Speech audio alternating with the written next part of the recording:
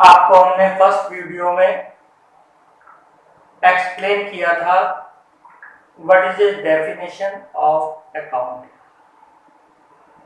उसी के बिहाफ पे हमारा किसी भी काम को करने का क्या तरीका है, दैट इज प्रोसेस। कोई भी चैप्टर आप पढ़ रहे हैं, उस चैप्टर को पढ़ने के लिए आपके पास क्या वे है, आप कैसे पढ़ते हैं, स्कूल जाने का क्या तरीका है, दैट इज प्रोसेस। ऐसे हमारे अकाउंटिंग को कैसे मैनेज करा जाता है, आज इस वीडियो में आपको हम अकाउंटिंग प्रोसेस बताएंगे।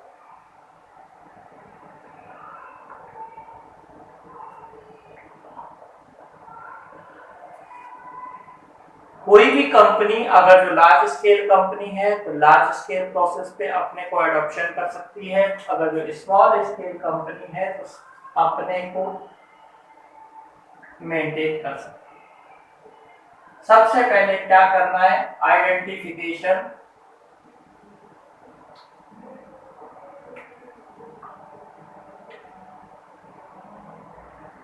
Financial transaction.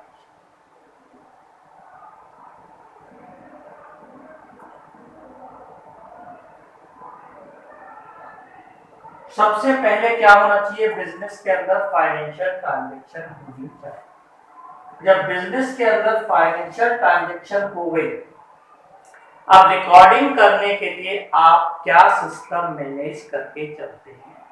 आपके पास पहला सिस्टम है, सबसे पहले आप इसका जर्नल बनाएं।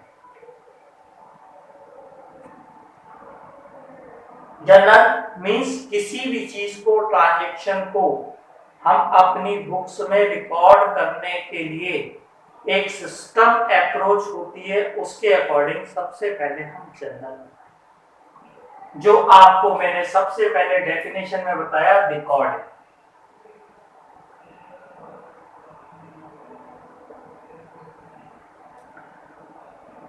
एक एडॉप्शन। रिकॉर्डिंग करने के बाद दूसरा पॉइंट मैंने आपको क्या बताया, सब सेकंड पॉइंट आपका आ गया जनरल रिकॉर्ड। पहले आइडेंटिफिकेशन हुआ, क्या फाइनेंशियल ट्रांजैक्शन हुई या नहीं हुई। उसके बाद जनरल मेंटेन किया। उसके बाद दूसरा accounting is process of recording of financial transaction. फिर इसके बाद हम क्या करते हैं, लेजर बनाते हैं, यानी सीधी सीधी भाषा में क्लासिफाई कर। क्लासिफाई करने के बाद आपको तीसरा पॉइंट, नेक्स्ट पॉइंट हमने बताया था समराइजिंग कर।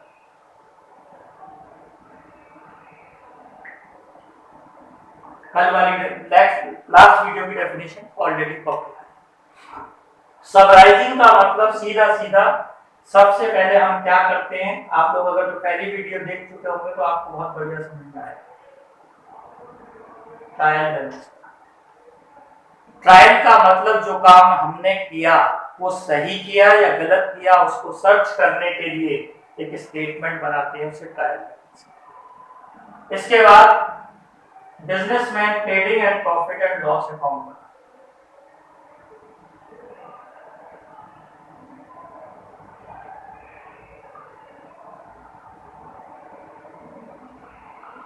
इसके बाद बिजनेसमैन बैलेंस शीट बनाता है।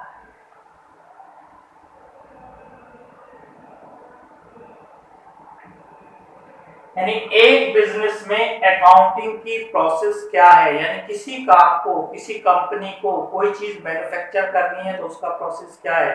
सबसे पहले रॉ मटेरियल परचेज करें, उसके बाद उसकी शेप डिजाइन करें, उसके बाद उसका प्लान, उसके अकॉर्डिंग मैनेज करें, फिर उसे प्रोडक्शन।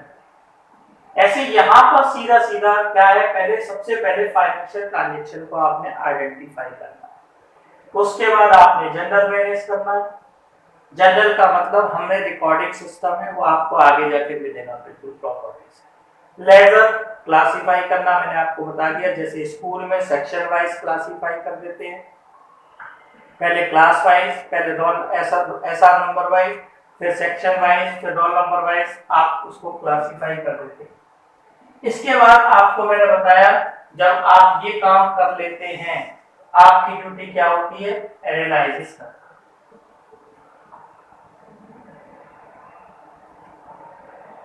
एनालिसिस करने के लिए आपके पास यानी आप कंपेयर करते हैं अपनी पोजीशन को कि मेरी पोजीशन सही है या नहीं है, फिर इन्फॉर्म टू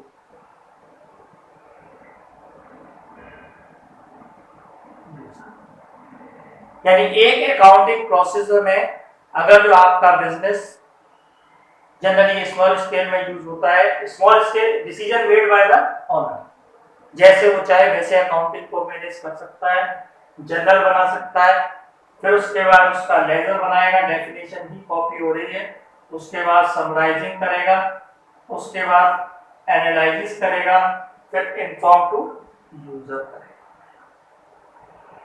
इसी का दूसरा वे और है, अगर जो बिजनेस में वो चाहता है कि लार्ज स्केल बिजनेस है, जैसे आप मल्टीनेशनल कंपनी में देखोगे, कभी बाहर जाके फॉरेन में आप देखिए, नोएडा वगैरह में देखते हैं क्या होता है कि वहां पर गेट बने हुए, एक फैक्ट्री के 5 गेट लिखा हुआ इन गेट, आउट गेट। इसका मतलब क्या है, इससे माल आएगा और इससे माल जाएगा। तो जिस गेट से आउट है वो मतलब वो हिसाब क्या रखेंगे, सेल का हिसाब। तो उन्होंने अलग अलग डिपार्टमेंट बना दिए। पहला डिपार्टमेंट बना दिया कैश बुक, उनको क्या दे दिया, कैश बुक। यानी आप जनरल लेजर नहीं में कैश बुक बनाना चाह रहे तो उसके बिहाफ पे आप ये भी कर सकते हैं। लेजर आपको फिर भी बनाने हैं। इसके बाद आप परचेज बुक बना सकते हैं।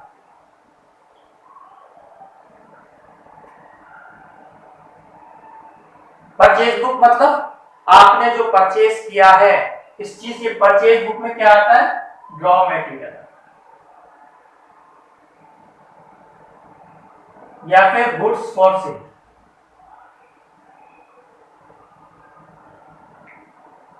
जो गुड्स आपने सेल पर्पस के लिए लिया है वो आपका।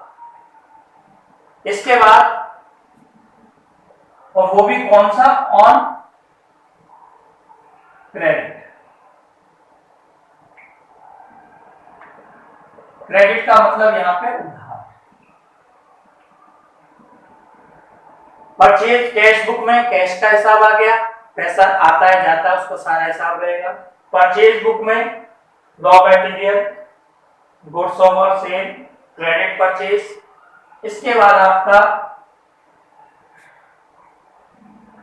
सेल बुक बनाते हैं उसी वे से। सेल बुक के लिए भी वही इंस्ट्रक्शन है। इसी के रिवर्स में purchase return book,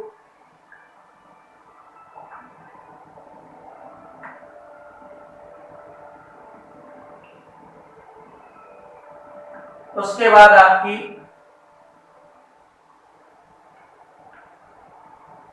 cell return book, और लास्ट में जो एंट्री ना हो पाए तो प्रॉपर जर्नल।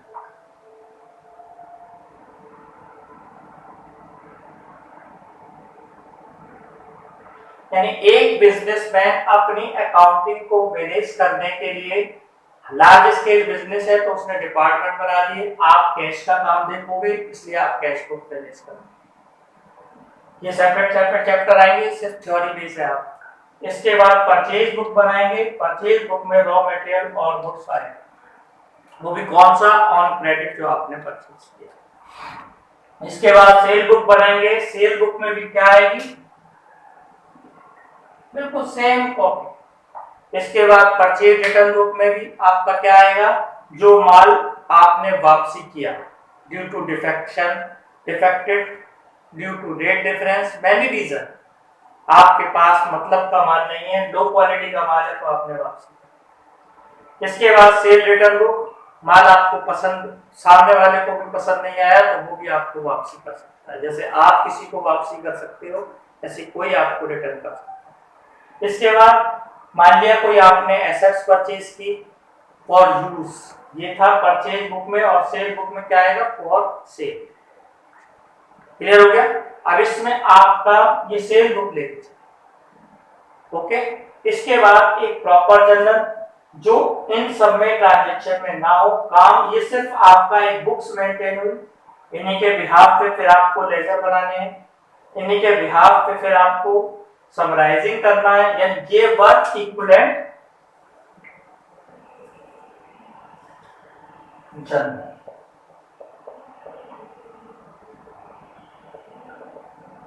यानी आपको या तो जर्नल बना लें या फिर इनको आप मैनेज करके चलें। ओके।